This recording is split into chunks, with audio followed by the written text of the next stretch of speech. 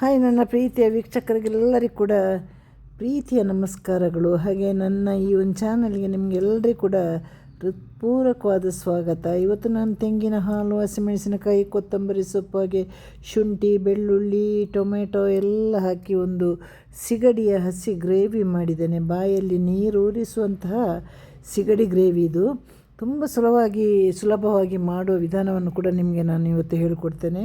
ಇವತ್ತು ಸಿಗಡಿಯನ್ನು ಮತ್ತೆ ಕೂಡ ನಾನು ಮನೆಗೆ ತಗೊಂಡು ಬಂದೆ.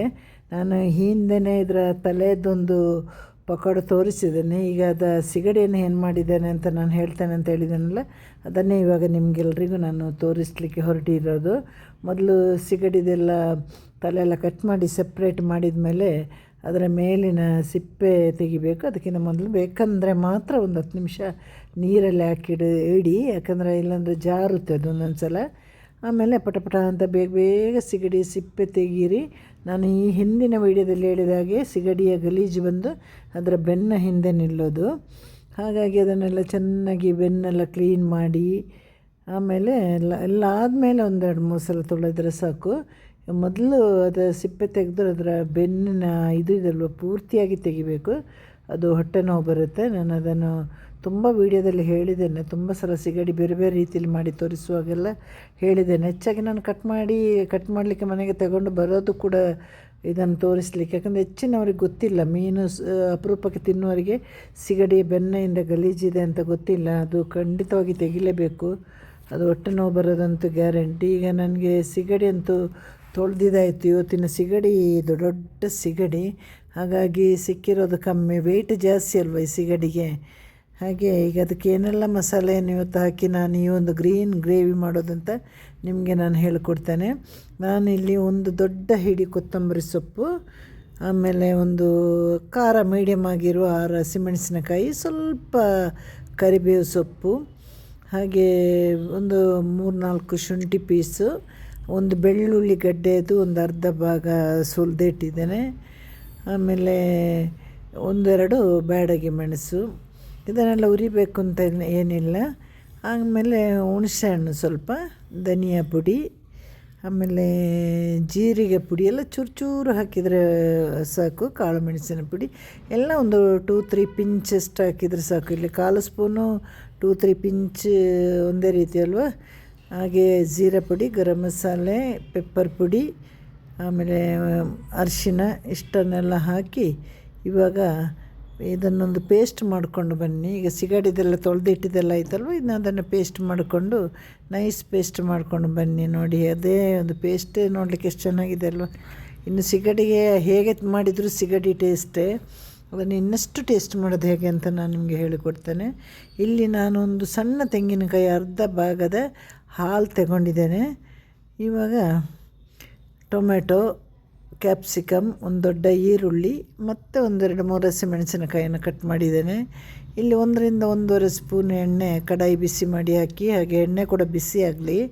ಕಡಾಯಿ ಬಿಸಿ ಆದಮೇಲೆ ಎಣ್ಣೆ ಬಿಸಿ ಆಗಿಲ್ಲ ಅಂದರೆ ಅಡಿ ಎಣ್ಣೆ ಸ್ಮೆಲ್ ಬರುತ್ತೆ. ಈಗ ಹಸಿಮೆಣಸಿನಕಾಯಿ ಮತ್ತು ನಮ್ಮ ಈರುಳ್ಳಿನ ಫ್ರೈ ಮಾಡ್ತಾ ಹೋಗಿ. ಅದು ಕೆಂಪಗೆ ಆಗಬೇಕಂತ ಏನಿಲ್ಲ, ಅದು ಚೆನ್ನಾಗಿ ಫ್ರೈ ಆಗಬೇಕು ಮಾತ್ರ. ಒಂಚೂರು ಕೆಂಪಗಾದರೂ ತೊಂದರೆ ಇಲ್ಲ, ಆದರೆ ಫ್ರೈ ಮಾಡ್ತಾ ಹೋಗಬೇಕು ಅದನ್ನು, ಹಸಿಮೆಣಸಿನಕಾಯಿ ಮತ್ತು ಈರುಳ್ಳಿಯನ್ನು.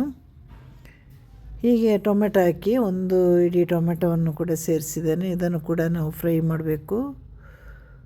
ಟೊಮೆಟೊ ಮಾತ್ರ ಪೂರ್ತಿಯಾಗಿ ಈ ಒಂದು ಫ್ರೈ ಮಾಡುವಾಗ ಬೇಯಬೇಕು.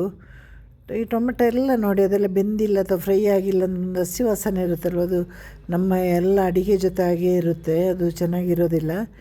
ಸ್ವಲ್ಪ ತಾಳ್ಮೆಯಿಂದ ಮಾಡಿದರೆ ಎಲ್ಲ ಕೂಡ ಬೇಯುತ್ತೆ. ಹಾಗೆ ಕರಿಬೇವು ಸೊಪ್ಪನ್ನು ಕೂಡ ಹಾಕಿ, ಸ್ವಲ್ಪ ನಾವು ರುಬ್ಬುವಾಗಲೂ ಕೂಡ ತಗೊಂಡಿದ್ದೇನಲ್ವ, ಹಾಗಾಗಿ ನಾನಿಲ್ಲಿ ಕರಿಬೇವು ಸೊಪ್ಪು ಸ್ವಲ್ಪನೇ ತಗೊಂಡಿದ್ದು. ನಾವು ರುಬ್ಬುವಾಗ ಕೂಡ ಹಾಕಿದ್ದೇವೆ. ಇನ್ನು ಸಿಗಡಿಯನ್ನು ಹಾಕಿ, ಯಾವುದೇ ನೀರಿರಲಿ ಸದ್ಯಕ್ಕೆ ಸೇರಿಸಬೇಡಿ ನೀವು. ನಾವು ತೆಂಗಿನ ಹಾಲು ರೆಡಿ ಮಾಡಿ ಇಟ್ಟಿದ್ದೇವಲ್ಲ, ಒಂದು ರೀತಿಯ ಗ್ರೇವಿ ಇದು. ಹಾಗೆ ಮತ್ತೆ 1/2 ಸ್ಪೂನ್ ಅರಿಶಿನ ಪುಡಿ ಹಾಕಿ, ನಾವು ಅದಾಗಲೇ ರುಬ್ಬುವಾಗ 1/2 ಸ್ಪೂನ್ ಅಷ್ಟು ಹಾಕಿದ್ದೇವೆ.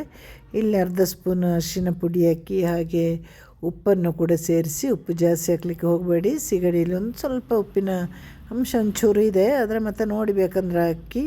1/2 ಸ್ಪೂನೇ ಹಾಕಿದರೆ ಸಾಕು. ಇದು ನಾನ್ ವೆಜ್ ಅಂತಲ್ಲ, ಎಲ್ಲ ಪಲ್ಯಕ್ಕೂ ನೋಡಿ ಉಪ್ಪು ಬೇಗ ಎಳ್ಕೊಳ್ಳುತ್ತೆ. ಹಾಗಾಗಿ ಪಲ್ಯಕ್ಕೆ ಉಪ್ಪು ಹಾಕುವಾಗ ಮಾತ್ರ ಖಂಡಿತವಾಗಿ ನೀವು ನೋಡಬೇಕು, ಅದು ನೋಡಿ ಹಾಕಬೇಕು.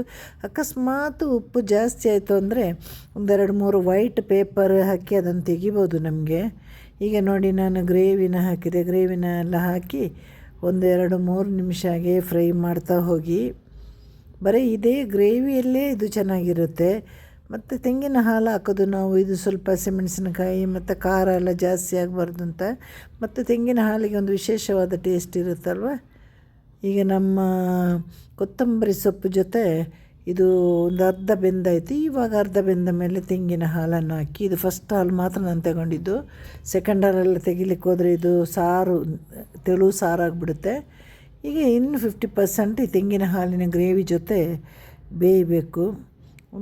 ಒಂದು ಡಿಶ್ ಇದು ಚಪಾತಿಗೆ, ಆಮೇಲೆ ದೋಸೆಗೆ, ಅನ್ನಕ್ಕೆ, ಅನ್ನ ರಸಮ್ಗೆ, ಕುಚ್ಚಲಕ್ಕಿ ಅನ್ನ, ಮೀನು ಸಾರು ಜೊತೆ. ಈ ಒಂದು ಸಿಗಡಿ ತಿಂದ್ರೇ ಹೊಟ್ಟೆ ತುಂಬೋದಷ್ಟು ದಪ್ಪದ ಸಿಗಡಿ. ಇಂಥ ಗ್ರೇವಿ ಮಕ್ಕಳಿಗೆಲ್ಲ ಇಷ್ಟ ಆಗುತ್ತೆ. ಇದು ನೋಡಿ, ನಾವು ತೆಂಗಿನ ಹಾಲು ಹಾಕಿದ ತಕ್ಷಣ ಅದರ ಖಾರ ಎಲ್ಲ ಕಮ್ಮಿ ಆಯಿತು ನೋಡಿ. ಕೊನೆಯಲ್ಲಿ ಕ್ಯಾಪ್ಸಿಕಮ್ ಹಾಕಿ, ಬೇಕಂದರೆ ಸಿಗಡಿ ಇನ್ನೂ ಜಾಸ್ತಿ ಇದ್ದರೆ ಮಾತ್ರ ಈರುಳ್ಳಿ ಎಲ್ಲ ಹಾಕ್ಬೋದು, ಕೊತ್ತಂಬರಿ ಸೊಪ್ಪು ಎಲ್ಲ ಹಾಕ್ಬೋದು.